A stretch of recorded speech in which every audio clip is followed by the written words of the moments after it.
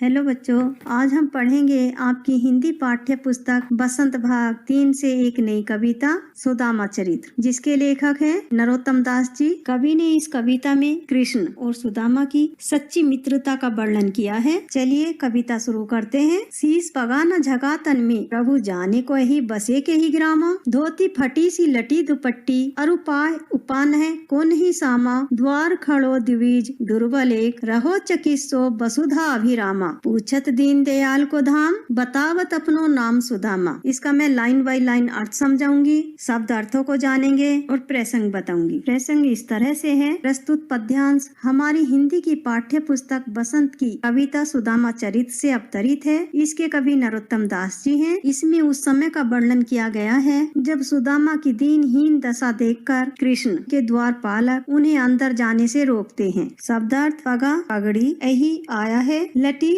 फटी हुई है, द्विज ब्राह्मण दुर्बल कमजोर, चकिसो आश्चर्यचकित होना, वसुधा धरती, अभिरामा सुंदरता, दीनदयाल तीनों पर दया करने वाला। अर्थ इस तरह से है। शीश पगा न झगा तन में, सर पर पगड़ी नहीं है, शरीर पर कुर्ता नहीं है, जाने को ही बसे के ही ग्रामा, ना जाने कौन से गांव से आया है। धोती फटी सी लटी दुपट्टी, उसकी धोती फटी हुई है और जो दुपट्टा है वह भी फटा हुआ है। अरुपाय उपा नहीं को नहीं सामा, और उसके पैरों में जूते नहीं हैं। द्वार खड़ो द्विज दुर्बल एक, और द्वार पर एक दुर्बल ब्राह्मण खड़ा है। रहो चकित्सो वसुधा अभिरामा, और वह चकित होकर धरती की सुंदरता को देख रहा है। पूछत दीन दयाल को धाम, और दीनों पर दया करने वाले श्री कृष्ण के धाम को पूछ रहा है। बतावत अपनो नाम सुदामा, और अपना नाम सुदामा बताता है। व्याख्या इस तरह से है। सुदामा अपनी आर्थिक परेशानियों से तंग आकर अपनी पत्नी के अत्यधिक अनुरोध करने पर कृष्ण के पास सहायता के लिए जाते हैं, तो वहाँ का जो द्वारपालक है उन्हें देखकर अचंभित हो जाता है और श्री कृष्ण से जाकर कहता है कि हे प्रभु, द्वार पर एक दुर्बल ब्राह्मण आया है जिसके सिर पर न पगड़ी है और न शरीर पर कुर्ता है और ना जाने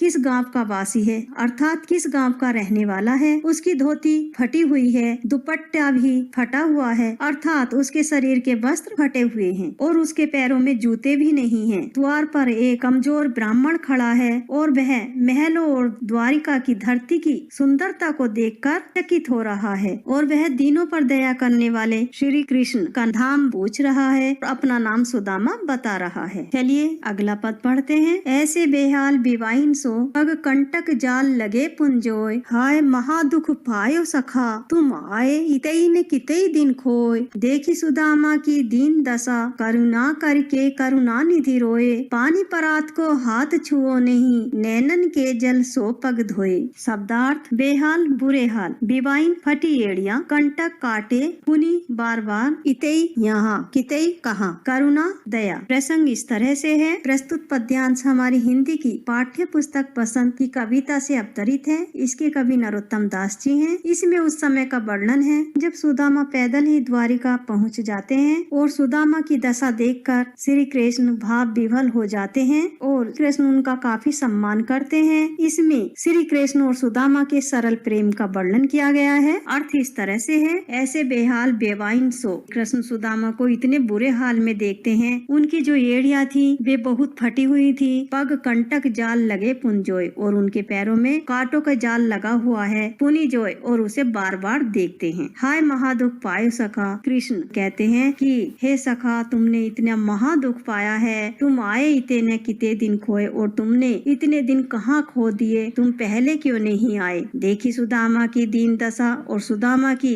दीनहीन दशा देखकर करुणा करके करुणा निधि रोए, और दया करके करुणा निधि अर्थात भगवान श्री कृष्ण रो पड़े। पानी परात को हाथ छुओ नहीं, पानी की जो परात थी उसको हाथ से छुआ तक नहीं। नैनन के जल सो पग धोए, और उन्होंने अपने आंखों के जल से ही उनके पैर धो डाले। व्याख्या इस तरह से है। सुदामा जब द्वारका पहुँचते हैं तो वे पैदल ही जाते हैं। श्री कृष्ण उनको इतने बुरे हाल में देखते हैं। उनकी जो एड़िया थी वे बहुत फटी हुई थी, पैदल चलने के कारण पैरों में कांटों का जाल सा बिछा हुआ था, और उन्हें कृष्ण बार बार देखते हैं और कहते हैं, हे मित्र, तुम पहले क्यों नहीं आए। तुमने इतने दुख उठाए, महादुख उठाए, और तुमने इतने दिन कहाँ खोए। अपने प्रिय मित्र सुदामा की दीन अवस्था देखकर सभी पर करुणा करने वाले श्री कृष्ण स्वयं रोने लगे। सुदामा के पैर धोने के लिए जो जल मंगाया था, परात में रखा था, उसे उन्होंने छुआ तक नहीं और अपने आंसुओं के जल से ही सुदामा के पैर धो डाले। चलिए अगला पद पढ़ते हैं। कुछ भाभी हमको दियो सो तुम काहे न देत, चापी पोटरी काख में रहे कहो कही हेतु, आगे चना गुरु मातु दिए ते,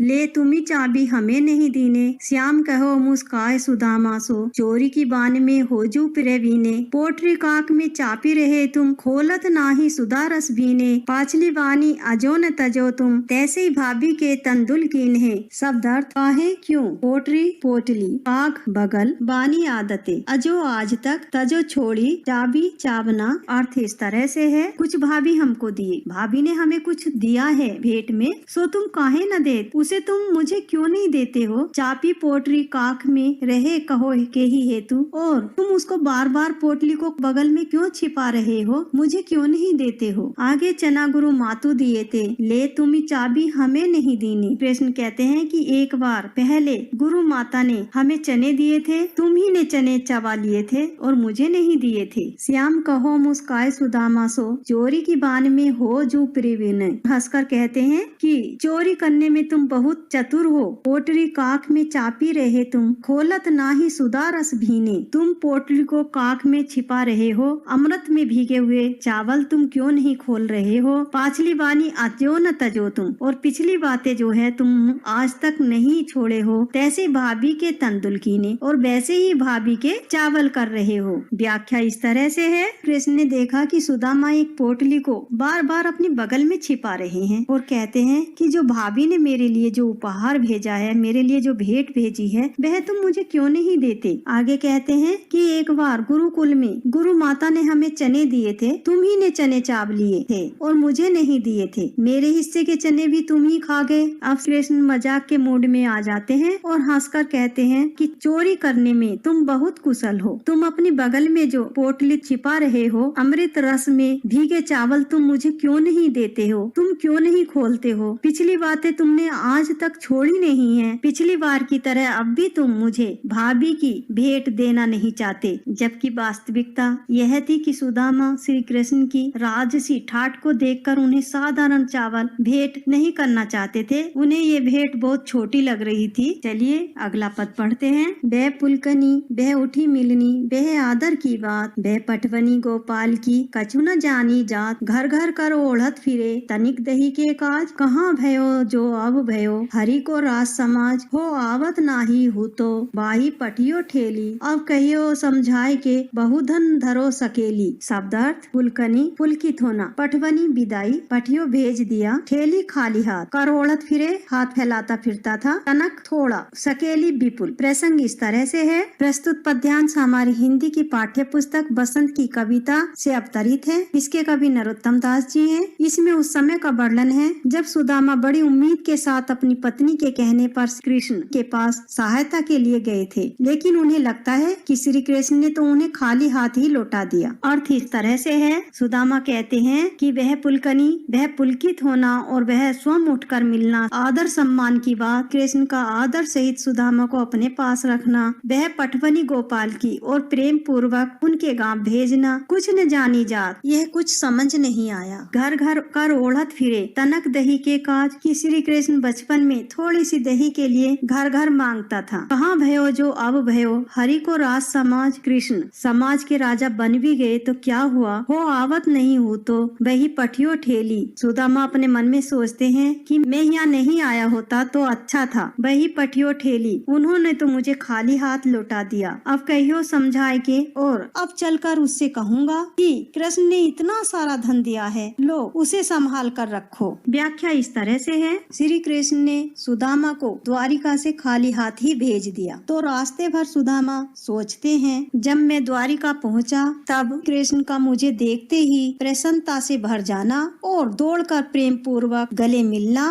तथा इतना आदर सम्मान देना, लेकिन विदाई के समय कुछ भी नहीं दिया। यह बात कुछ समझ में नहीं आई। उन्हें तो मेरी जाति का भी ध्यान न रहा कि ब्राह्मण को खाली हाथ विदा नहीं करते। और सुदामा अपने आप से कहते हैं कि यह तो वही कृष्ण है जो जरा सी दही के लिए घर घर हाथ फैलाए फिरता था, और क्या हुआ जो अब द्वारिका का राजा बन भी गया, पर आदतें थे, यह स्वभाव तो वही रहेगा जो खुद मांगा करता था। वह कैसे दूसरों को कुछ दे सकता है। अब वे अपनी पत्नी पर नाराज होते हैं और कहते हैं कि मैं तो द्वारिका आना ही नहीं चाहता था, पर उसी ने जिद करके मुझे भेजा था। अब चलकर उससे कहूँगा कि कृष्ण ने इतना सारा धन दिया है, लो उसे संभाल कर रखो। अब अगला पद पढ़ते हैं। वैसोई राज समाज बने, गज बाजी घने मन संभ्रम छायो, कई दो परियो कहू मार्ग भूली, की फेरी के मैं अब द्वारिका आयो, भोन बिलो की वे को मन लोचत, अब सोचत ही सब गाव मझायो, पूछत पांडे फिरी सब सो पर,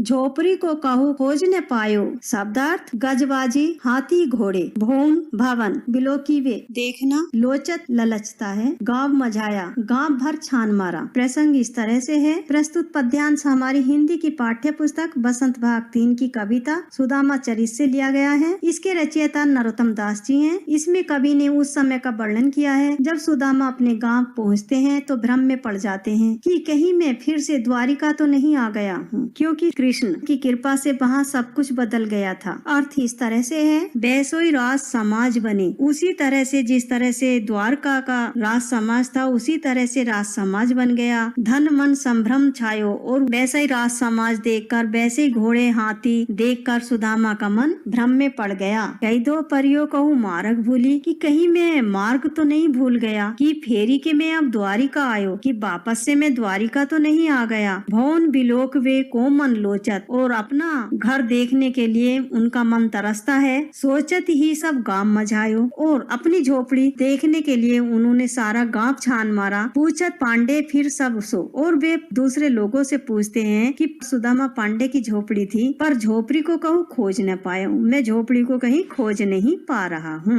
व्याख्या इस तरह से है। सुदामा जब अपने गांव पहुँचते हैं तब वे देखते हैं कि द्वारिका जैसा ही एकदम राज समाज हाथी घोड़े देखकर भ्रम में पड़ जाते हैं कि कहीं रास्ता भूलकर मैं दोबारा वापस से द्वारिका में ही तो नहीं आ गया हूँ, और वे चिंता में डूबे गांव भर में अपनी झोपड़ी ढूंढने लगते हैं। और सुदामा अपने घर के लिए तरसते हैं, लेकिन उन्हें कहीं भी अपनी झोपड़ी नहीं मिली। वे लोगों से पूछते हैं कि यहाँ सुदामा पांडे का घर था, वह कहाँ गया, मैं उसे खोज रहा हूँ लेकिन मुझे नहीं मिल रहा है। अब आगे कई वह टूटी सी छानी हती, कहाँ कंचन के अब धाम सुहावत, कई पग में पनई न हती, कह लई गज राजहु ठाडे महावत, भूमि कठोर पे रात कटई, कह कोमल सेज पे नींद न आवत, के जुड़तो नाही कोदो सवा, प्रभु के प्रताप ते दाग न भावत। शब्दार्थ छानी झोपड़ी, पनई जूती, ठाडे खड़े, भूमि धरती, जुड़तो जुटाना, प्रताप कृपा, दाग अंगूर। अर्थ इस तरह से है। कई वह टूटी सी छानी हती, कहाँ वह टूटी हुई झोपड़ी होती थी, कह कंचन के अब धाम सुहावत, और कहाँ अब सोने के सुंदर महल हैं, के पग में पन्हई न हती, कहाँ पैरों में जूतियां नहीं होती थी, पहले गज राजहु ठाडे महावत, और कहाँ अब सवारी के लिए हाथी लेकर महावत खड़े हैं। भूमि कठोर पे रात कटे, कहाँ तो सख्त कठोर भूमि पर रात कटती थी, और कहाँ कोमल सेज पे नींद न आवत, कहाँ अब कोमल सेज पे नींद नहीं आ रही, के जुड़तो नहीं कोदो सवा, कहाँ तो मोटा अनाज भी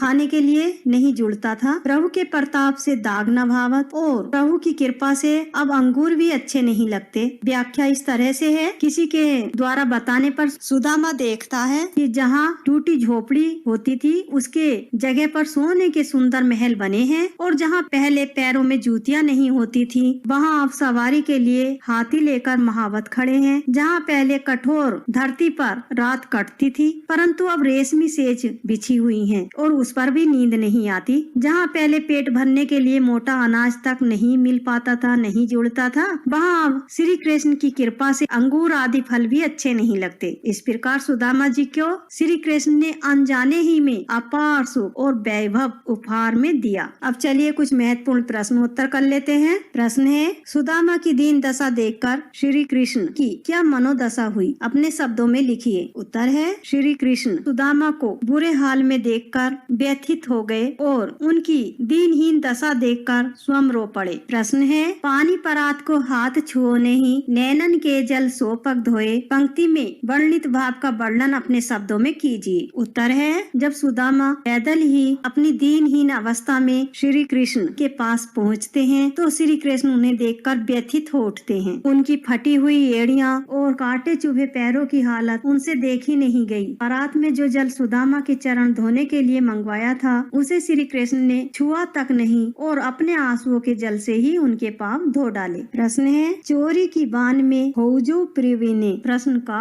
उपयुक्त पंक्ति कौन किससे कह रहा है? खा, इस कथन की पृष्ठभूमि स्पष्ट कीजिए। गा, इस शिकायत के पीछे कौन सी पौराणिक कथा है? उत्तर है का, यह पंक्ति श्री कृष्ण ने सुदामा से कही। खा, जब श्री कृष्ण को सुदामा अपनी पत्नी द्वारा भेजे गई चावलों की पोटली नहीं देते तो उन्होंने कहा कि तुम चोरी करने में कुशल हो। गा, बचपन में जब कृष्ण और सुदामा साथ साथ संदीपन ऋषि के आश्रम में पढ़ते थे तो एक बार गुरु माता ने इन दोनों को चने देकर लकड़ी तोड़ने भेजा। कृष्ण पेड़ पर चढ़कर लकड़ियां तोड़ रहे थे तो नीचे खड़े सुदामा चने खाते जा रहे थे। कृष्ण को जब चने चबाने की आवाज आई तो उन्होंने सुदामा से पूछा कि क्या तुम चने खा रहे हो? सुदामा ने झूठ बोल दिया और कहा कि नहीं, मेरे दांत ठंड की वजह से कटकटा रहे हैं। तब नीचे उतरे तो सुदामा के पास चने नहीं थे। तब उन्होंने सुदामा को कहा कि तुमने मेरे चनों की चोरी की है। प्रश्न है, अपने गांव लौटकर जब सुदामा अपनी झोपड़ी नहीं खोज पाए तब उनके मन में क्या क्या विचार आए? कविता के आधार पर स्पष्ट कीजिए। उत्तर है, सुदामा जब अपने गांव लौटकर अपनी झोपड़ी ना खोज पाए तो उनके मन में यह विचार आया कि कहीं फिर से मैं द्वारिका तो नहीं आ गया हूँ। जब उन्हें अपना घर ढूंढने पर भी नहीं मिला, अपने घर के बारे में वे लोगों से पूछते हैं कि यहाँ पे सुदामा पांडे का घर था, वह कहाँ है? All the very best, thank you, bye.